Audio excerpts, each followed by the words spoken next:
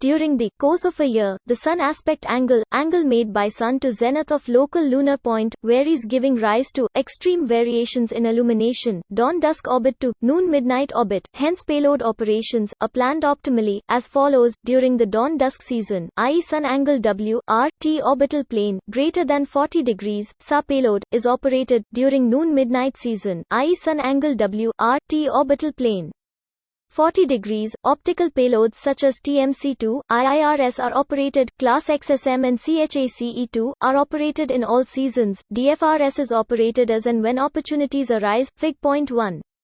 IDSN-18 meters antenna and JPL-DSN stations support S-band telemetry and X-band payload data dumps. Downloaded data are transferred to ISSDC for processing, archival and dissemination. Fig.2. TMC-2 acquired images during 220 orbits, consisting of nearly 4 million square km area, and generated DEM and ortho images. Coverage map as shown below. Fig.3. Green stripes show observed regions.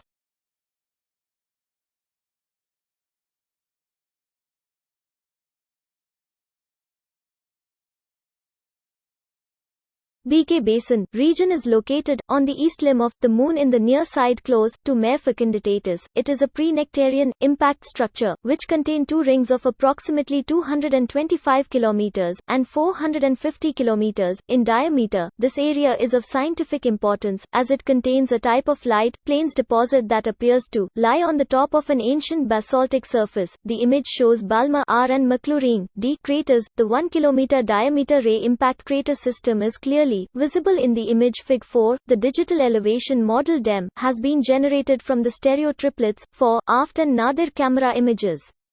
Lunar lobate scarps are relatively small-scale tectonic landforms, which are low-angle thrust faults, believed to be young lunar landforms. Due to their small size, they are not easy to detect. However, in lower sun angles, the subtle variations in topography is enhanced by the corresponding shadows. One such scarp was detected on the 15th of October 2019 during low sun elevation angle 150 from an altitude of 100 km in the Mare Fecunditatis region. Fig 5. Slope map indicates that the length of the scarp is 1,416 meters, and average relief variation across the scarp is 24 meters. This lobate scarp could have been formed in the Copernican period. OHRC has acquired 22 orbits images of lunar surface consisting of nearly 1,056 square km area. It is also used to characterize landing sites for future missions.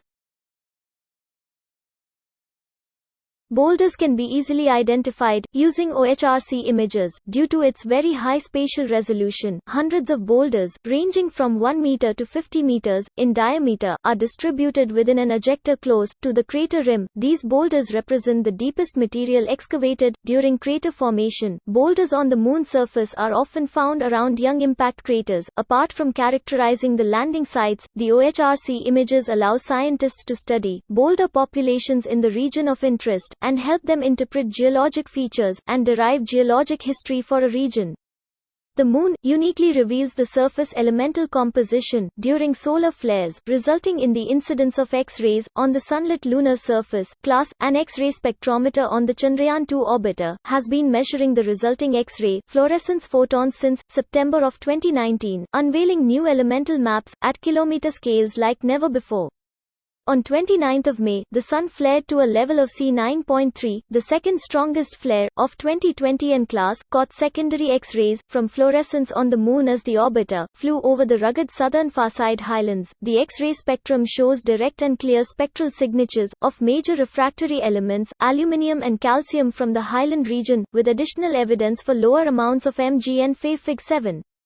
The far side hidden from Earth's view is quite different from the side we can see. Most of the lunar mare volcanism is confined to the near side. All of the return samples collected by the Apollo missions are from the near side equatorial region, which serve as a calibration standard for remote sensing measurements. However, we know today that the highland compositions are more diverse than what is represented in the return samples. X-ray spectroscopy being one of the most direct approaches, class delivers the promise of higher spatial resolution. Global maps for major elements on the lunar surface, the first of its kind.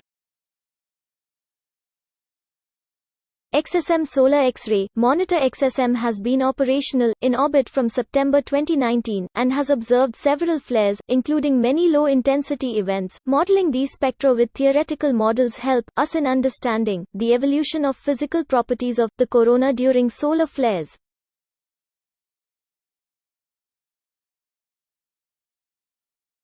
DFSAR – Previous observations of lunar poles carried out with ground-based radars as well as orbital-based SAR data from MINI-SAR, Chandrayaan-1 and Mini-RF Lunar Reconnaissance Orbiter yielded ambiguous results on the possible presence of water ice in the permanently shadowed regions. These observations were constrained by limited viewing geometry and polarization measurements of aforementioned radar instruments. Chandrayaan-2 DFSAR, with its capability to acquire images at multiple incident angles with multiple polarization modes, has been imaging the lunar surface at both L and S band wavelengths. In addition, full polarimetric imaging capability of DFSAR will provide new insights into the nature and distribution of lunar water ice deposits.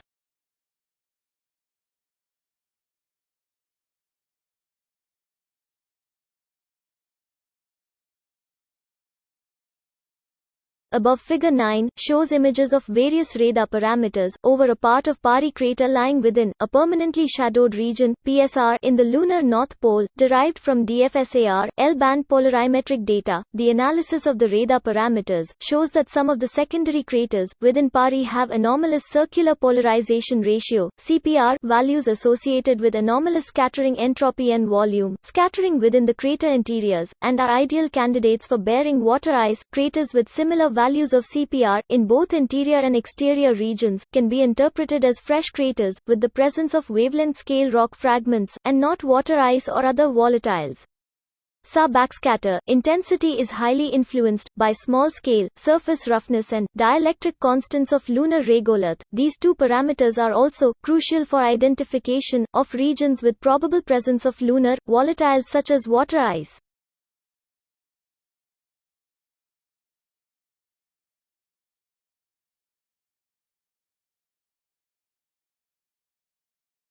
The Figure 10 shows an example of retrieval of surface roughness and dielectric constants of lunar regolith at 25 meters spatial resolutions around an unnamed crater within permanently shadowed region (PSR) near Howarth crater in the lunar south pole. Two sub-images were considered, one from the crater rim subset 1 and other from outside the crater subset 2.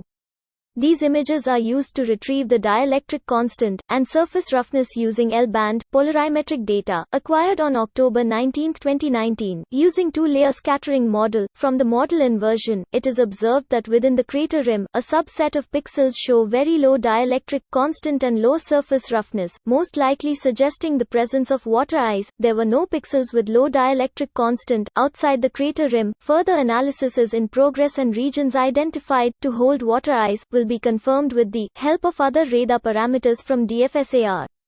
CHASE-2 has detected signatures of argon-40 at 100 km altitude over the 6 months. CHACE-2 had observations in different orbit geometries covering dawn-dusk and noon-midnight sectors so that the local time variation could be addressed.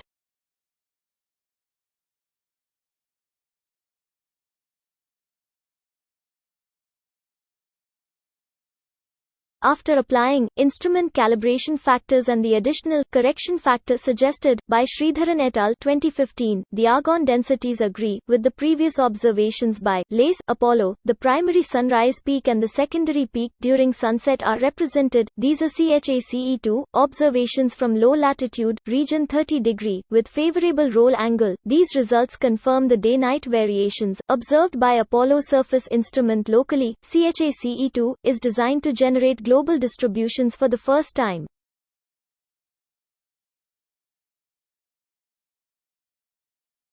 IIRS, the lunar surface mineralogy, is best captured in the near-infra-red wavelengths. In addition, clear signatures of hydroxyl and water also exist at these wavelengths that would continue the study initiated by the Moon Mineralogy Mapper on Chandrayaan-1. The Imaging Infrared Spectrometer (IIRS) has been mapping the mineralogy in the 0.8 to 5 micrometers. Figure 12 shows an example of the mineralogical diversity of lunar highland crust at the Mare Highland Transition zone of Mare Triangle Tranquillitatis. The false color composite (FCC) is generated by assigning the integrated band depth at 1 micrometer as red channel, 2 micrometers as green, and the 1.535 micrometers albedo as blue channel. In such FCC, the dark-colored, minerals-enriched exposures appear in green to yellow to orange, whereas the matured highland, soil and mafic-free, plagioclase-bearing, anorthositic rocks appear in blue to purple.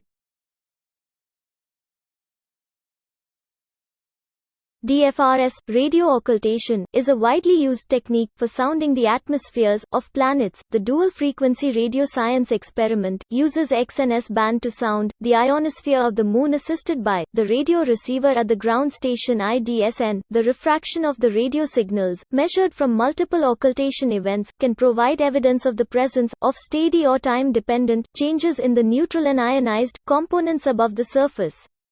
Some of the salient science results are presented here. Public data release is planned by end of this year after validation by a formal peer review. The first-year observations from Chandrayaan-2 demonstrate the in-orbit performance of payloads, strongly indicating its ability to contribute significantly to lunar science. The anticipated long life of this orbiter can contribute much to the current resurgence of interest among the global scientific community for a sustained presence on the Moon.